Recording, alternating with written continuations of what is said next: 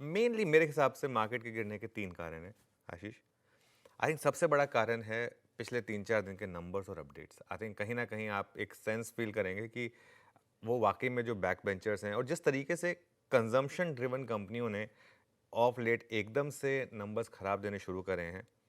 और उसमें सबसे बड़ा एग्जांपल है कल जो ब्लू स्टार के नंबर्स आए और उन्होंने अपनी गाइडेंस कट की।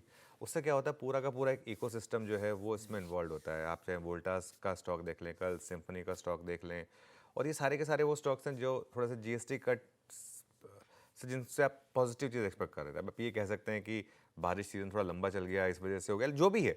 लेकिन उससे पहले आपको याद होगा जब हीरो मोटोकॉर्प ने जब अक्टूबर की बिक्री के आंकड़े दिए थे, उसके बाद भी मार्केट को थोड़ा डर लगा था। उसके बाद आपने पूरा का पूरा टू व्हीलर पैक में एक बड़ी अंडर परफॉर्मेंस देखी थी। इवन फोर व्हीलर्स में भी अगर आप देखें तो कुछ स्टॉक्स में दिक्कत आई थी। तो आई थिंक सबसे बड़ा कारण ये है।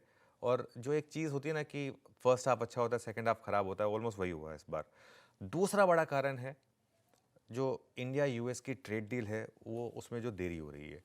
कहीं ना कहीं नवंबर एंड अक्टूबर एंड तक एक सेंस बन गई थी कि बस अब तो ट्रेड डील होनी ही है। कहीं ना कहीं वो 15-16% की 2-3 वो एजेंसीज ने रिपोर्ट भी डाल दी थी कि 15-16% टैरिफ होगा और वो डील हो चुकी है मोर और लेस।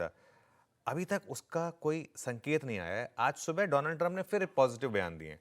अच्छा, अब एक और चीज़ देखिए, अब डोनाल्ड ट्रंप के पॉजिटिव बयानों से भी मार्केट नहीं हिल रहा है। पहले क्या होता था, डोनाल्ड ट्रंप अगर आके कुछ पॉजिटिव बोलते थे तो मार्केट एटलीस्ट चलता था, रिएक्ट करता था। अब क्या है ना, मार्केट वेट कर रहा है कि उनके बयानों का नहीं, सिर्फ आप रिएक्ट क्यों नहीं कर रहे। जैसे अब अगर वो कह रहे हैं कि भारत ने रशिया से तेल खरीदना लगभग बंद कर दिया, अब उनके वर्ड्स हैं, हमारे नहीं है।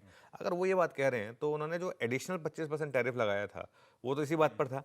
वो क्यों नहीं हटा रहे? एटलीस्ट वो हटा दें, कह दें कि चलिए ठीक है, अब आपने वो तेल खरीदना बंद कर दिया, हम 25% हटा रहे हैं, बाकी का 25 जब हमारी डील होगी आपके साथ तब हम उसकी बात करेंगे। तो वो क्यों नहीं हो रहा है? और तीसरा, आई थिंक ये भी एक इंपॉर्टेंट कारण है, हम at the end of the day global market का ही हिस्सा है।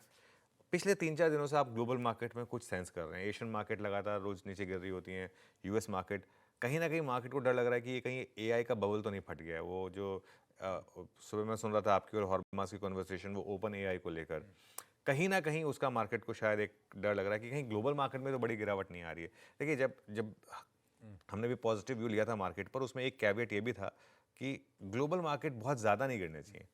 तो ये आई थिंक 3-4 कारण हैं जिसकी वजह से आई थिंक मार्केट शायद गिर रहा है।